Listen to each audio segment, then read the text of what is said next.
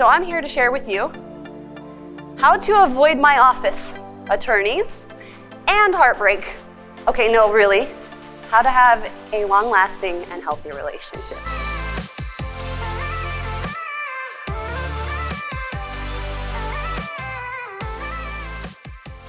I'm really excited to be invited here today to speak to you because in the wedding world, we all focus on the wedding. But one thing, and probably the most important thing, is the marriage. And I would like to help you have a happy, healthy relationship before, during, and after the wedding. Probably most importantly, after. But some of that starts with before. I'll preface this by saying I failed a lot at marriage. 2 failed marriages, right? 2 divorces. And another engagement completely failed before I finally got it right. I didn't get it right until I started studying. But I did find great success in the science of relationships. So I'm here to share with you how to avoid my office, attorneys, and heartbreak. Okay, no, really, how to have a long-lasting and healthy relationship. And we're going to dig into that through some rules. I don't like rules. I'm a rebel. But I have learned cause and effect. And that's really what we're going to talk about.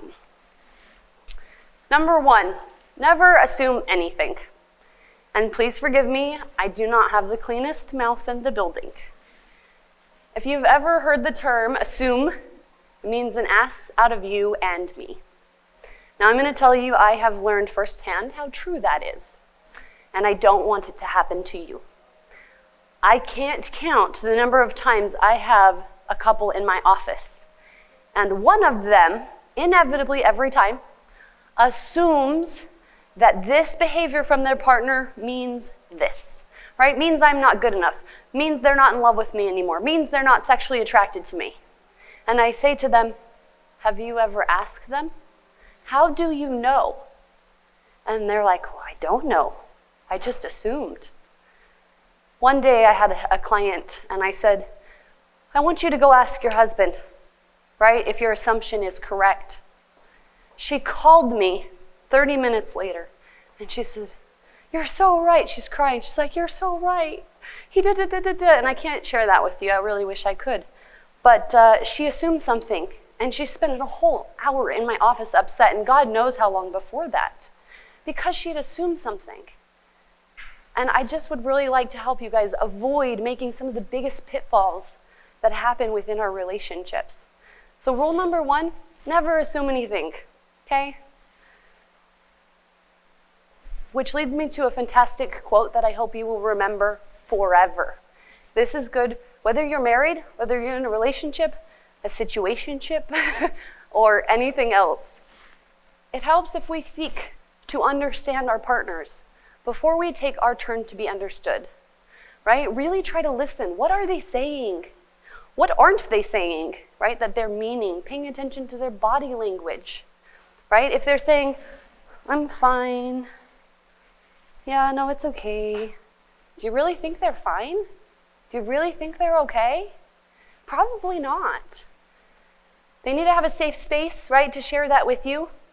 But it's really important that we take the time to understand, where are our partners coming from, right? Why are they upset about this, that, or the other?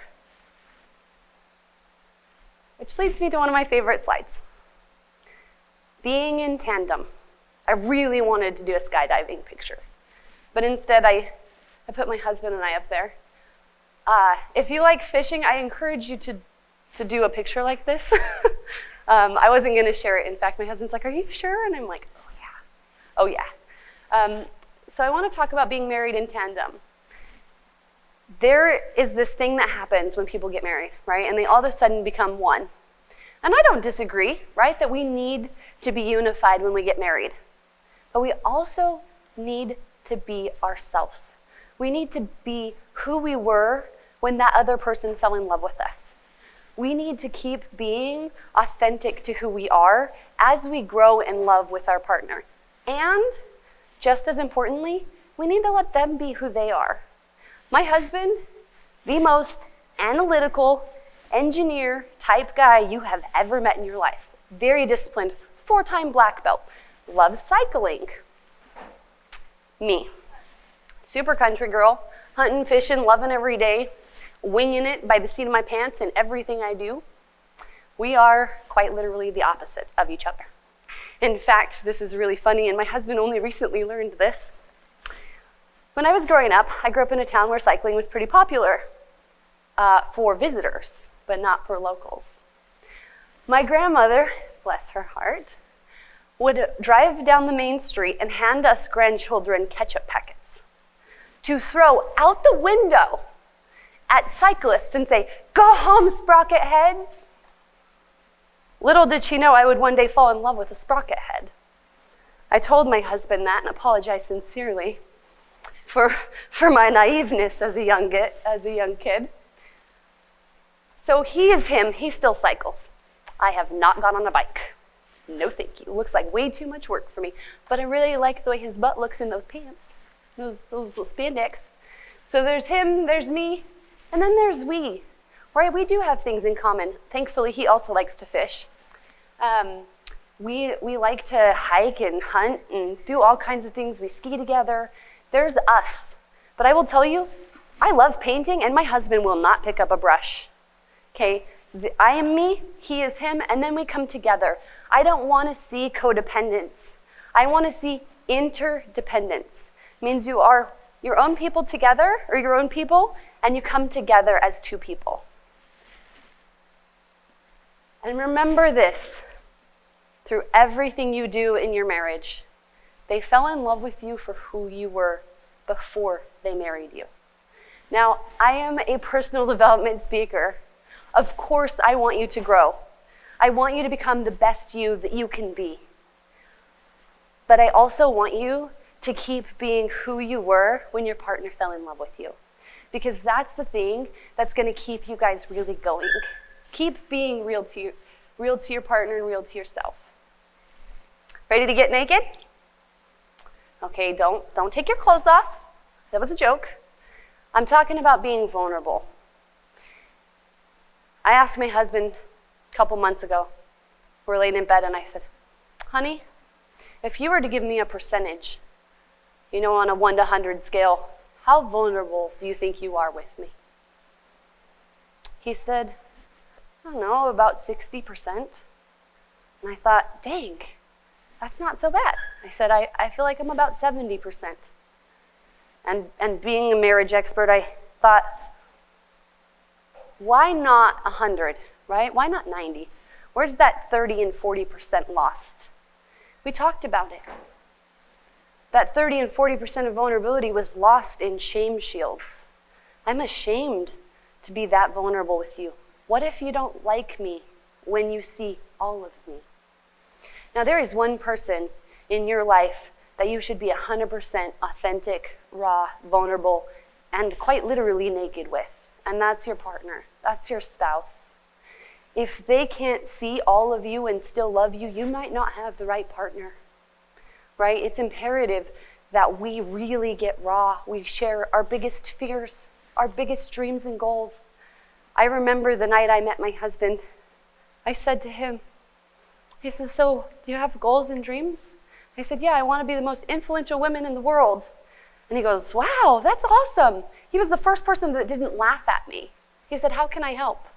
I was like, okay, cool, weird. I thought I'd run you off with that. Either way, I still haven't ran him off, guys. I'm doing pretty well. But I encourage you, please, share the things with your partners that you're ashamed of.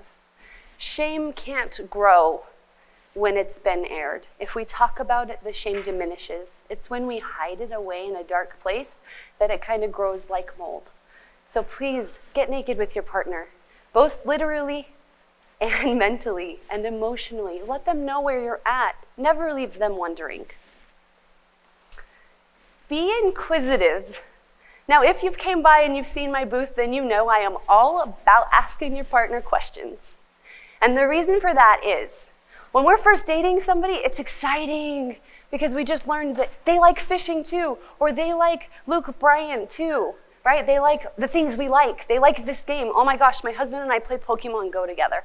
Now, no, it was not part of my wedding. No, No, no, no, no, no. But we're nerdy, right? We have things in common. We loved it when we learned these things about each other. We also loved that we had things different about each other. How did we find that out? Because we were asking, right? We were asking all these questions at the beginning. And those questions really led us to falling in love more with one another in the beginning. Well, I really considered whether I was going to share this, but I'm going to. I have been studying a concept where the more we ask questions and get to know our partners, right, the more we are actually having sex with our partners. And so when you're connecting and you're vulnerable, right, because it takes a level of vulnerability to answer these questions honestly and authentically. When you're vulnerable with your partner and they protect that space, right? They protect that answer and they honor it, you build trust and connection, and then you want to be even more vulnerable with them, right? And that's when clothes start falling off and our bedrooms get set on fire. So I encourage you to keep asking questions throughout your whole relationship. Even those of you who are in this room that have been married a long time, start or keep asking important questions. Some of the important questions that I cannot believe my clients have never asked themselves, and maybe I can believe it because they're in my office for marriage coaching. What does love mean to you? How do you define it? What makes you feel loved? I really like to give my husband examples, right? When you did that, it made me feel so loved, right?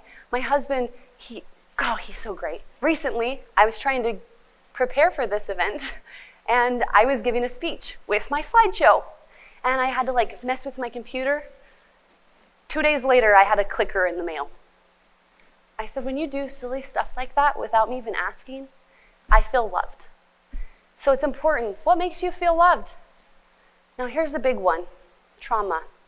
Almost everyone has trauma. And if we're not talking about it and our partners don't know about our trauma, right, we could be unintentionally hurting them or confusing them, right, if we don't share.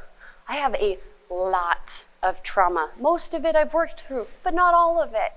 A great example is I'm really insecure. I know, right? I'm a public speaker and I'm insecure. It's true. I'm insecure because I've been cheated on a lot. So when my husband's phone dings in the middle of the night, my heart starts racing. I have a whole visceral response. And I will tell you right now, my husband has had very few partners. He is one of the most loyal, committed men I've ever met in my life. He has never behaved in a way that indicates he would be unlawful to me. But I start to question and get insecure because of my traumas. Now, I also know how to handle my traumas, but if you don't, or if you don't talk about it, right, my husband could simply think I was a crazy bee, or think he's doing something wrong. And my trauma is not his fault. Which leads me to, not yet, dang it. I forgot I put this one in the middle of it, I shouldn't have. Which leads me to communicating, right? We need to communicate about our traumas. We need to be vulnerable with each other. But it's not communication that's key. Because I will tell you, as I drive down the road and some car swerves in front of me and cuts me off and almost crashes my whole car and my family, I am communicating loudly, not very nicely, but I will tell you it's not effective and it doesn't help the situation any. Comprehension is key. Actively listening, right? If I am over here playing on my phone while my husband's telling me about his bad day or the fight he just had with one of his employees or the argument he just had with my son, how many of you have kids? You ever been trying to talk to them while they were on their phone? Yeah, they're scrolling through TikTok, and you're like, can you put it down for a second? We need to really be present with our partners to actively listen to what they're saying. Put the phones down, turn the music off, pause the TV show. You owe your partner that, at minimum, okay? You owe yourself and your relationship that. Active listening is the first part. The second part is repeating to confirm. How many times have you said something and they go, oh yeah, this is what you meant, right? And you're like, oh God, no, really, is that what you heard? This happens all the time. And I know it's a process, and guys like it far less than ladies do, but it's important that you repeat what you heard. Hey, I heard that you're feeling insecure right now, but it's because of your past trauma. Is there anything I can do to help? Or is that right? And I would say to my husband, yes, that's right. And I don't know what you could do to help. But at least he confirmed what he heard, right? He didn't go, oh, I heard you're an insecure, crazy biatch, right? Very different things. So not only do we need to actively listen, but we need to repeat to confirm that this is what our partner meant, right? You do not want to spend your whole lifetime trying to translate your soul to your partner. Yuck, gross, don't do that. Then correct and continue if needed. I was studying John Gottman. He has spent 40 plus years studying marriage. There are several indicators of whether it's a disaster ship or a long-lasting marriage. And I'm not going to cover all of them because, well, I'm not him, I'm me. So I want to tell you some that I've found that also align with his work. Always being respectful, being kind, and validating. One of the things that indicated whether you would have a long-term relationship or not was when you say, hey, honey, do you see that? Or, wow, do you see that bird outside the window? Or look at this. These are called bids. Bids for attention, bids for love, bids for emotional connection. What determines how long the relationship will last is whether your partner acknowledges it or not. Do they enthusiastically come and be like, wow, that's a really pretty bird. That's interesting. Oh yeah, do you see that? Or do they completely ignore you? People will not bid twice. Science shows they will not bid twice. So if you are not meeting your partner's bids, you're not likely to have a very healthy or long-lasting relationship. Being respectful. I can tell you, when I taught grade school, and this is really funny, when I taught grade school, I only had 2 rules. Rule 1 was be respectful. Rule 2 was have fun. I want you to have those same rules for marriage. Do you know why? Because if you really, truly respect your partner, you won't be dishonest with them. You won't be unfaithful to them. You won't be rude to them. You won't intentionally ever hurt their feelings. And when you are in a mode of defensiveness and you feel attacked and want to attack them back, but you remember that you respect them, whatever you say is going to be kind. So I think that respect covers almost all of it. And if you ever feel like you're not respecting your partner anymore, I want you to find that respect for them again. Lastly, on this one, validate. I work in the mental health industry. I will tell you my husband does not like to validate that I'm insecure, but he does. He doesn't validate that I'm insecure by saying, you have every reason to be insecure, babe, right? Because he's out cheating on me or something. He's not. In fact, he's never given me a reason to be insecure in our relationship. But he doesn't tell me that I'm wrong for feeling that way. He doesn't. He says, I understand that you're feeling that way. He always validates my experience within our relationship. Now I can tell you how much that moves mountains. My husband, he's, kind of an introvert, very down-to-earth kind of introverted guy, doesn't really like the spotlight, in fact, want no part of it. And I speak on stages for a living. Funny, right? He recently told me, honey, I'm afraid you're going to outgrow me. I'm afraid you're going to get so big and everybody else is going to want so much of you that I'm not going to have any of you. I didn't say, oh my gosh, that's silly, don't feel that way. I said, you know what, honey, you're right. I am growing. And there are a lot of people wanting more of my attention. But if you remember my primary morals and values, it's to be a mom and a wife first. I said, and because of who I am and who you fell in love with, I'm always going to love you and have time for you too. But I didn't tell him he was wrong, because that's how he felt. And feelings are not right or wrong. They just are. So I encourage you to validate your partner's experience, even if it feels wildly inaccurate. I had a really toxic relationship a couple years ago. And I was really glad I did, because it taught me more than pretty much a whole life of experience. One of the things I learned was how to fight. in a way that we didn't destroy each other even more. Now this guy and I were really toxic together, and I'm going to share with you this technique so that if you ever find yourself really struggling to fight respectfully, it's a great way to do so. So you pretend for a moment that you are not married to that person, that you're not dating them, you're not married to them. They are your BFF, okay? Now, show of hands, who in here talks to their BFF differently than they talk to their husband or wife? Yeah, that's what I thought. It's a little different conversation, right? You'd be like, oh my gosh, he did this and it really upset me, right? I'll give you a great example. I've already told y'all I'm insecure, so I'm just going to keep owning that one. I called my friend the other night and I said, he's got this thing that's for the night shift crew and he's going to have to work until like 11. I'm feeling a little bit insecure about it. I know he's being honest and loyal, but you know, this is how it's making me feel. That's how I talk to my friend about stuff, right? Do you think that's how I talk to my husband about it?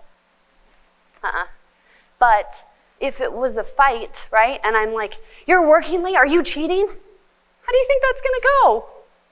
Not well. But if I said to him, can you be my friend for a minute? I just need you to be my friend right now. Not my husband, but my friend for just a minute. And I said, my husband's been working late to do this turnover thing with the night shift, and it's got me feeling really insecure and a little worried that maybe he's not really working. And I just don't know how to talk to him about it. Guess how he's going to respond to that, or she? They're going to respond as a friend.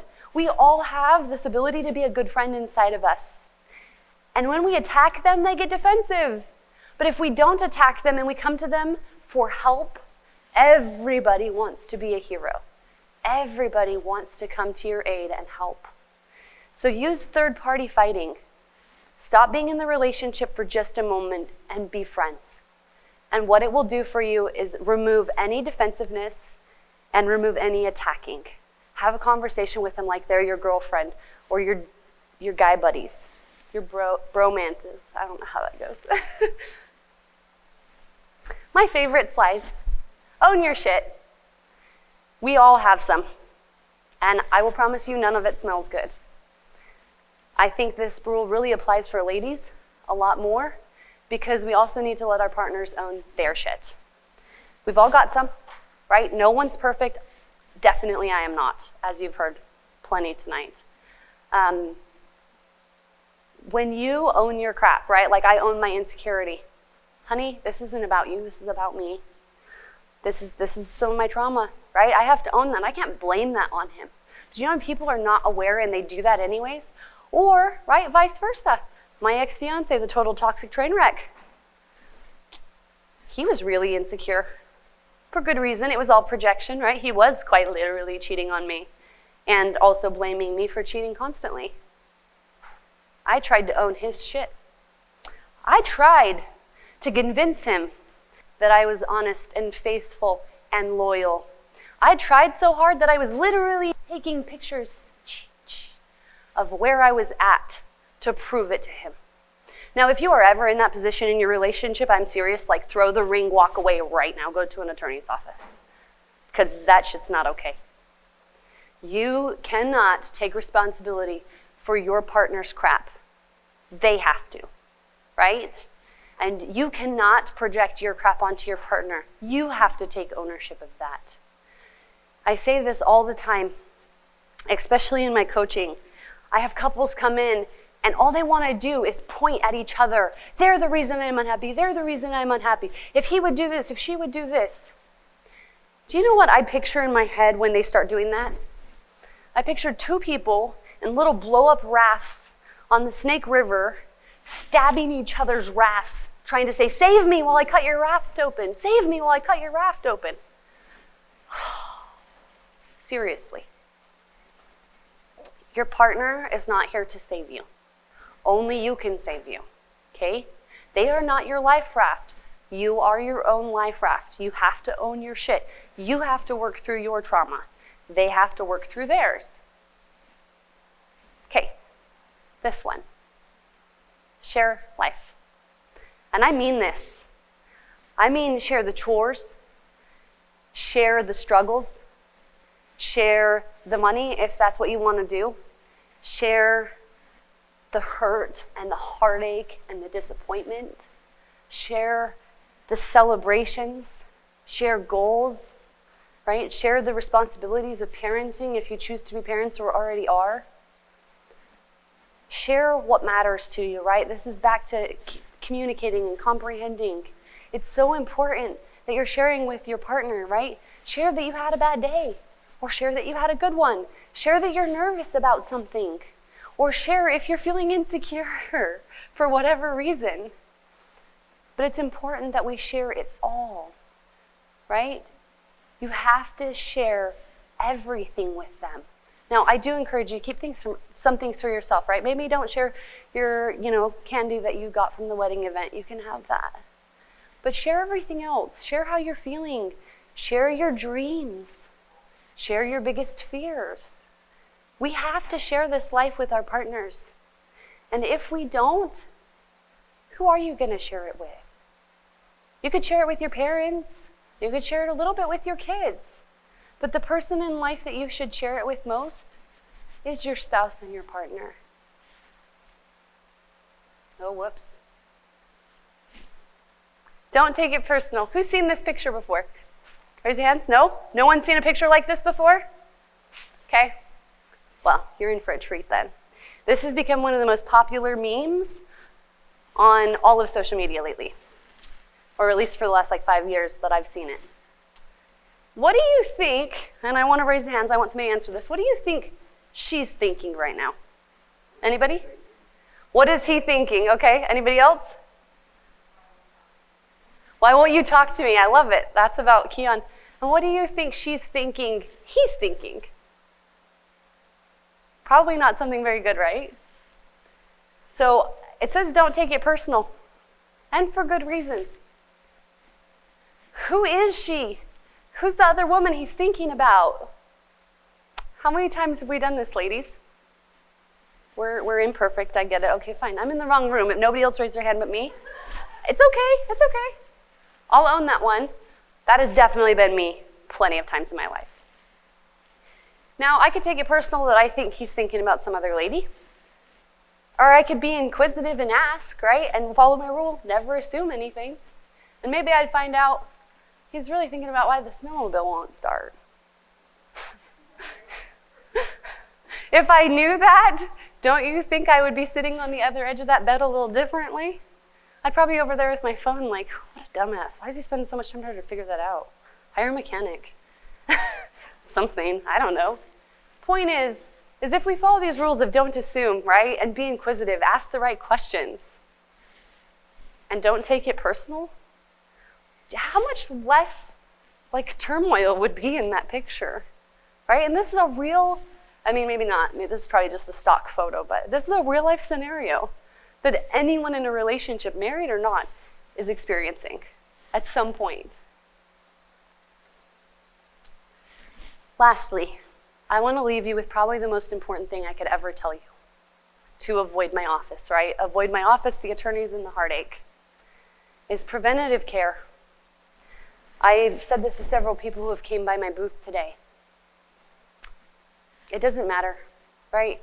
It doesn't matter if things are great right now. I promise you, you will face turbulence in your relationship. You will have fights.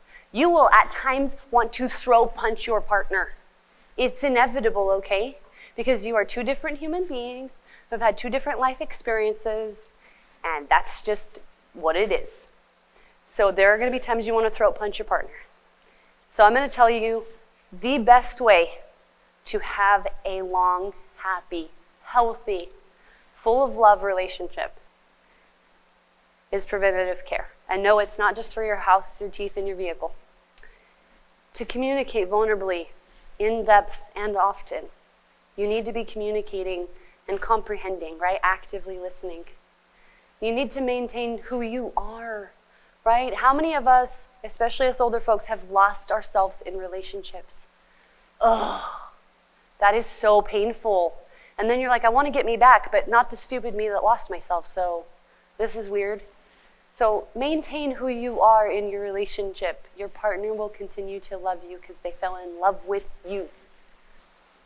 Learn to love each other, right? I wanted to give you this whole spiel about the 5 love languages, but that's not really me, right? That's Gary Chapman. Yes, we have love languages.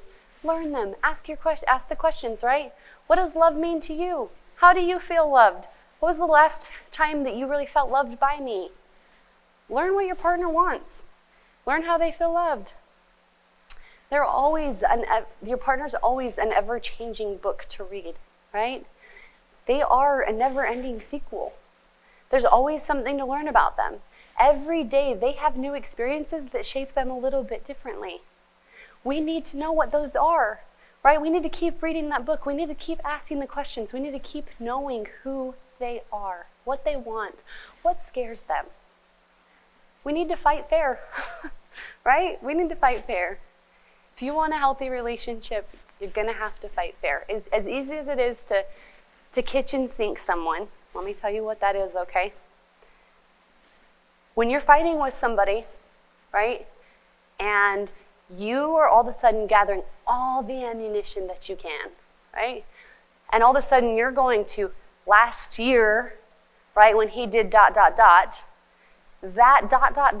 and everything in between it is the kitchen sink, right? So you're throwing the whole fight at him and the kitchen sink. We do not want to kitchen sink our partners. I want you to fight fair. Address the issue. Talk about why it's an issue for you. Get naked. Get vulnerable. Lastly, because it wouldn't be very fun if I didn't get to tell you about the book that I have. I wrote a book called Healthy Relationships. It covers a lot of what I just talked about, and it's available. It's available online, and if you're here today, it's available here in person. It has 365 questions that are scientifically proven to help you cultivate connection, desire, and really set things on fire within your relationship. How are you going to have and maintain a long, healthy relationship after today? Thank you.